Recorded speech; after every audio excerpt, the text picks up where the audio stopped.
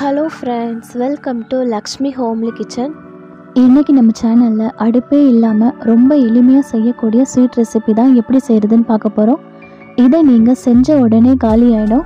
அந்த அளவுக்கு டேஸ்ட்டு ரொம்பவே சூப்பராக இருக்கும்.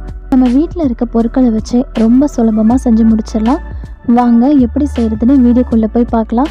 வீடியோக்குள்ளே போகிறதுக்கு முன்னாடி நீங்கள் நம்ம சேனலை ஃபஸ்ட் டைம் பார்க்குறதா இருந்தால் மறக்காமல் சப்ஸ்கிரைப் பண்ணிக்கோங்க. பக்கத்தில் உள்ள பெல் ஐக்கானை கிளிக் பண்ணி ஆல் ஆப்ஷனையும் கொடுத்துக்கோங்க. வாங்க இப்போ நம்ம வீடியோக்குள்ளே போகலாம். ஃபஸ்ட்டு நம்ம ஒரு சிம்பிளான ஸ்டஃபிங் ரெடி பண்ணிக்கலாம். அதுக்கு ஒரு மிக்ஸி ஜாரில் 1/4 கப் அளவுக்கு வேர்க்கடலை வச்சுருக்கேன், அதை சேர்த்துக்கிறேன். இதை நம்ம நல்லா அரைச்சி எடுத்துக்கலாம். இதை ஒரு பவுலுக்கு மாற்றிட்டு இது கூட 2 டேபிள் ஸ்பூன் அளவுக்கு துருவன தேங்காய் வச்சுருக்கேன், அதை சேர்த்துக்கிறேன். 2 டேபிள் ஸ்பூன் அளவுக்கு நாட்டு சக்கரை சேர்த்துக்கலாம். உங்கள் இனிப்புக்கு ஏற்ற மாதிரி பார்த்து சேர்த்துக்கோங்க. உங்களுக்கு வேணும்னா கொஞ்சமாக ஏலக்காய் தூள் கூட சேர்த்துக்கலாம். இதை நம்ம நல்லா மிக்ஸ் பண்ணி பிசைஞ்சு எடுத்துக்கலாம். இதை நம்ம கையில் பிடிக்கும்போது இந்த மாதிரி கட்டியான பதத்தில் இருக்கணும். உங்களுக்கு ஒரு வேளை தண்ணி மாதிரி இருந்துச்சுன்னா கொஞ்சமாக வேர்க்கடலை பவுடர் சேர்த்து பிசைஞ்சு எடுத்துக்கோங்க. கையில் கொஞ்சமாக நெய் தடவிட்டு சின்ன சின்ன உருண்டையாக பிடிச்சி எடுத்துக்கலாம். இப்போ நான் இது எல்லாத்தையுமே உருண்டை பிடிச்சி ரெடி பண்ணி வச்சுட்டேன்.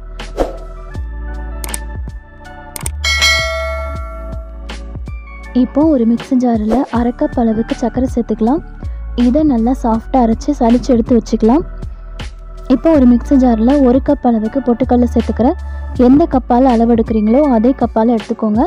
1 கப் அளவு பொட்டுக்கடலைக்கு 1/2 கப் அளவு சர்க்கரை கரெக்டாக இருக்கும். இப்போ ஒரு மிக்சிங் பவுலில் அரைச்ச சர்க்கரை பவுடர் சேர்த்துக்கலாம். இது கூட 2 டேபிள் ஸ்பூன் அளவுக்கு நெய் சேர்த்துக்கிறேன். இதை சேர்த்து நல்லா மிக்ஸ் பண்ணிக்கலாம். இந்த சர்க்கரையும் நெய்யும் நல்லா மிக்ஸ் ஆகிற மாதிரி மிக்ஸ் பண்ணிக்கோங்க. இப்போ இது கூட நம்ம அரைச்சி வச்சுருக்க பொட்டுக்கடலை பவுடர் சேர்த்துக்கலாம். இதுவும் இந்த சர்க்கரையும் நல்லா மிக்ஸ் ஆகிற மாதிரி நம்ம கலந்து விட்டுக்கலாம். இது நல்லா மிக்ஸ் பண்ணதுக்கப்புறமா 1 ஸ்பூன் அளவுக்கு நெய் சேர்த்துக்கலாம். கொஞ்சமாக காய்ச்சி ஆற வச்ச பால் வச்சுருக்கேன், அதை சேர்த்துக்கிறேன். நம்ம இந்த பாலை ஸ்பூன் வச்சே சேர்த்துக்கலாம். அதிகமாக பால் சேர்த்துக்காதீங்க, நமக்கு ரொம்ப தண்ணி மாதிரி ஆகிடும். அதனால் கொஞ்சம் கொஞ்சமாக ஸ்பூன் வச்சு நம்ம சேர்த்து பிசைஞ்சு எடுத்துக்கலாம். நமக்கு தேவைப்படும் போது நம்ம கொஞ்சமாக சேர்த்து சப்பாத்தி மாவு மாதிரி பிசைஞ்சு எடுத்துக்கணும். கடைசியாக இதில் 1 ஸ்பூன் அளவுக்கு நெய் சேர்த்து பிசைஞ்சுக்கோங்க.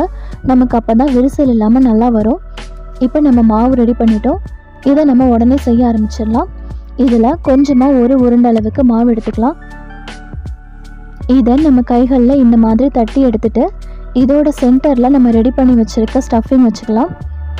இந்த ஸ்டஃபிங் வச்சுட்டு நம்ம இதை அப்படியே மூடிட்டு நம்ம நல்லா இதை ரவுண்ட் ஷேப்பில் நம்ம உருட்டி எடுத்துக்கலாம்.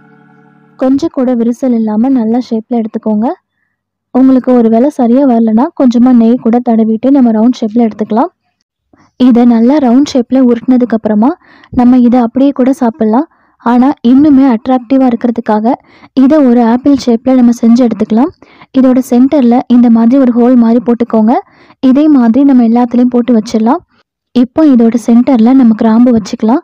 இது பார்க்குறதுக்கு ஒரு காம்பு மாதிரியே இருக்கும். அதுக்கப்புறமா இந்த மாதிரி பிஸ்தாவை பாதியாக உடச்சி வச்சுருக்கேன். இது நமக்கு பார்க்குறதுக்கு ஒரு இலை ஷேப்லேயே இருக்கும். அவ்வளோதான், ரொம்ப சிம்பிளான ஒரு ஆப்பிள் ஷேப் நம்ம ரொம்ப ஈஸியாகவே செஞ்சிட்டோம். இதை நீங்கள் குழந்தைங்களுக்கு கொடுக்கும்போது பார்த்ததுமே விரும்பி சாப்பிடுவாங்க. இதை செய்கிறதும் ரொம்பவே ஈஸி தான். கண்டிப்பாக உங்களுக்கு இந்த ரெசிபி ரொம்பவே பிடிக்கும். உடனே செஞ்சு பாருங்கள். செஞ்சு பார்த்துட்டு உங்களுக்கு இந்த ரெசிபி பிடிச்சிருக்கான்றத மறக்காமல் என் கூட கமெண்டில் ஷேர் பண்ணுங்கள். வீடியோ பிடிச்சிருந்தா சேனலையும் சப்ஸ்கிரைப் பண்ணி சப்போர்ட் பண்ணுங்கள். Thank you friends.